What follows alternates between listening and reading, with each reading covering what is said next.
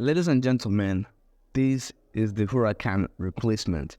The Huracan replacement that we all have been waiting for. And looking at it, I know what you're thinking and I know what's going on in your mind. But let's just look at the car overall, then judge the car. Because in this video is all you need to know about the all-new 2025 Lamborghini Temerario, which translates to reckless. I am Meno and this is my YouTube channel, and on this channel we talk cars and all things cars. So if you're interested, go ahead and subscribe to the channel.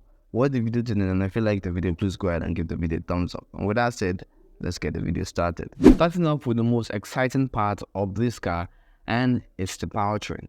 The new Lamborghini Temerario is powered by a 4-liter twin-turbo V8 engine with a flat-plane crankshaft that revs up to 10,000 RPM, which is nuts. And the engine on its own makes 789 horsepower and 538 pound-feet of torque. And I said on its own because it's a hybrid. The car is assisted by 3 electric motors, and 2 are mounted on the front axle, and 1 is mounted in between the engine and the gearbox. What the electric motor is meant to do is to fill out that torque gap when changing gears. You know, like the drop and boost again in power when you change gears, like that drop and kick again when you switch to high gears. Like, it's meant to fill out that torque gap, and it's going to help overall in performance to ensure smoother and steady acceleration to greater speed. And the electric motors on their own make 140 horsepower each, but they're only powered by a 3.8 kilowatt-hour battery pack, which is not going to get you that far on electric only mode. Yes, it has an electric only mode, which is not a new thing nowadays. And overall, the car makes 907 horsepower, which is knocking at that 1000 horsepower mark, which is where the Revolter sits, and it's not that far off. The 2 electric motors at the front drives the front wheels only, and the engine drives the rear wheels only via an 8-speed dual-clutch automatic transmission, which is faster and lighter than the 7-speed transmission found in the normal Huracan, which is an upgrade. Moving over to the performance, which is quite impressive. The new Lamborghini Temerario can do 0 to 60 in 2.7 seconds according to Lamborghini, but we all know there is room for improvement. And it has a maximum top speed of 213 miles an hour or 343 kilometers an hour, which is a lot faster than the Huracan. And although the quarter-mile time has not been released yet because nobody has tested that, but I'm predicting it should be in the low 10s, 10.1, 10.2. And on a prepped surface, it will be able to do 9.9, 9.8 seconds quarter-mile time. Let me know what you think in the comment section down below. But that begs the question, is it going to be enough to beat its direct rival, which is the Ferrari 296?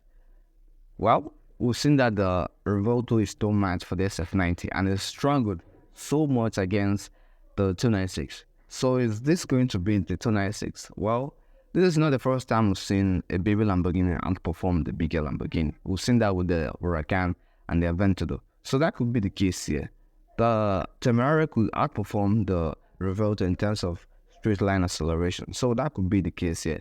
It's going to be really, really close, and I would love to see a match between the 296, the Revolter, and the Temerario. Like, including the SF90, because that guy is the big boy, like, it destroyed the Revolter. So it's going to be close between the 296, the Temerario, and the Revolter.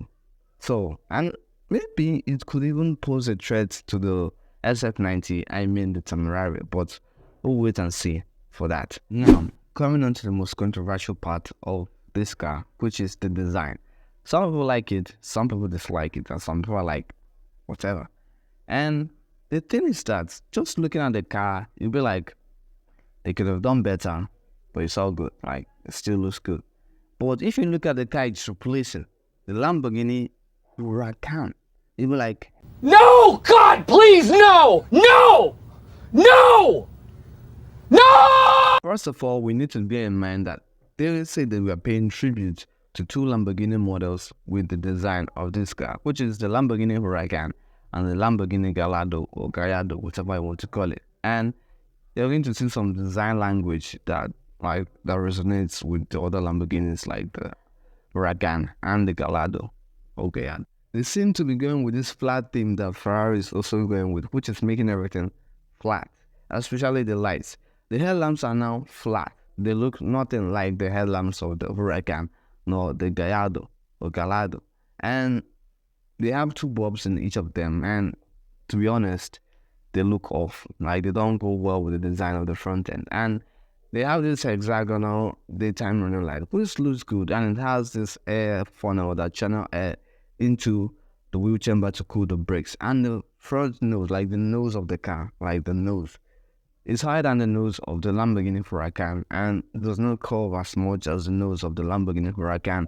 And which to me is the single biggest touch that was missing from the Temerario that makes it look not as good as the Lamborghini Huracan. And like, to me, the front end is not just working well with each other.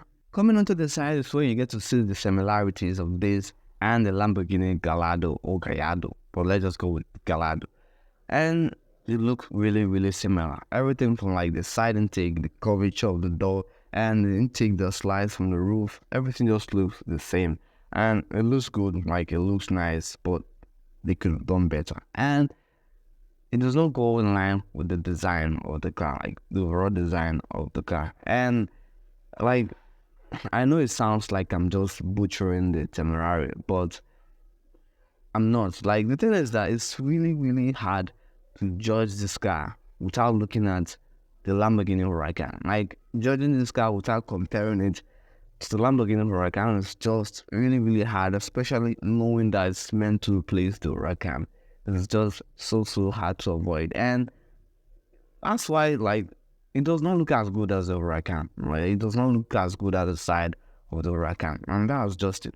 This is one of those cars that over time we get to like and appreciate it. But at first glance, whenever at the back is where they deliver. They did an excellent job.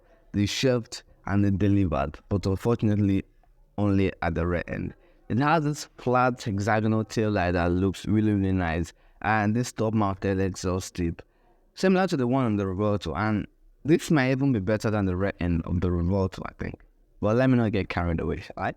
And it has these air outlets that lets air out from the engine bay and from the wheels. And it has slined vents that sits just below the exhaust tips. And I really, really love that touch. And it has this body panel that curves into the rear end and goes down with fins that protrude from both ends of that curve with the body color. That touch looks really, really nice. I really, really love that touch. And if you look below the rear end is the diffusers and the Formula 1 inspired tail light. And if you look, you see the exposed wheels, like from the back.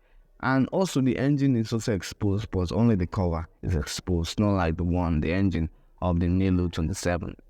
They went really, really far with that car, and I really, really love it. And the rear end looks really, really nice. Like, that's the only face of this car that I really, really love. They shelved and they delivered, but unfortunately, only at the rear. Now, coming about to the interior, I don't know if you're saying what I'm saying, but this looks like the interior of the Lamborghini Revolto. Like, there's no difference, just exactly like the interior of the Lamborghini Revolto. But that does not mean it's bad. Like, this is the best interior that Lamborghini has offered yet, and it's a massive upgrade over the Huracan and the Aventador. And given the fact that the car is now longer and taller, it offers more headroom and more legroom. There has 3 displays: the gate cluster, the central touchscreen display, and the passenger display that control vehicle functions like entertainment, climate control, and few other stuff. And the gate cluster displays all the driver's related information, including the new powertrain displays and all the options you now have. And you now have more space up at the front, like the front boot. It gives you more space. It's more spacious than the front boot of the Lamborghini Huracan. And overall, the interior is really, really nice. It looks like a spaceship, like literally. It has the iconic engine start-stop button with drive selectors. Like, everything on the inside is just perfect and really, really nice. And this is one of the best parts of this car in terms of design. And overall, this car looks really, really nice from the back. I'm not sure about the side and the front end, but the interior and the back end is my favorite part. And let me know what you think in the comment section down below. Do you like the design or do you dislike it? Let me know in the comment section down below. Lamborghini Temerario comes with a lot of good features and interesting ones, but these are the key features. Temerario now has a less complex and less welded aluminum chassis that makes it more stiffer and stronger than the aluminum chassis and the Lamborghini Huracan. It comes with a double wishbone suspension, both at the front and at the back. As for the brakes, it comes with the carbon ceramic brakes with 10% calipers up at the front and 4% calipers at the back. It comes with 20 and 21-inch wheels at the front and on the back respectively. If you want yours to come with a lot of carbon fiber bits and pieces, like for more carbon fiber parts, that means you need to order one in the Alligator package.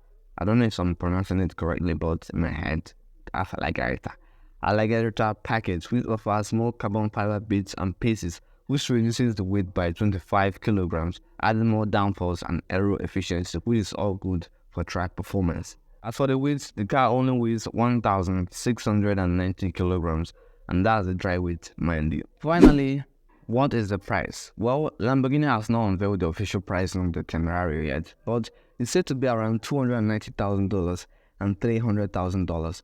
And with that, let me know what you think about this car in the comment section down below. What do you think about the design, the powertrain, the performance, and the overall car? Like, aside from the talks about the exterior design, this is a really promising car, and this is something new, like a twin-turbo V8 engine. That's not something we know Lamborghini for, and I'm really excited to see how it performs against other cars in its category and against its rival. Well, we've come to the end of the video, guys. If you like the video, go ahead and subscribe to the channel, give the video a thumbs up, and share the video with your friends and family if you think they're going to like it. And with that said, thank you for tuning in and thank you for watching. And I will see you in the next one. Peace out and stay safe.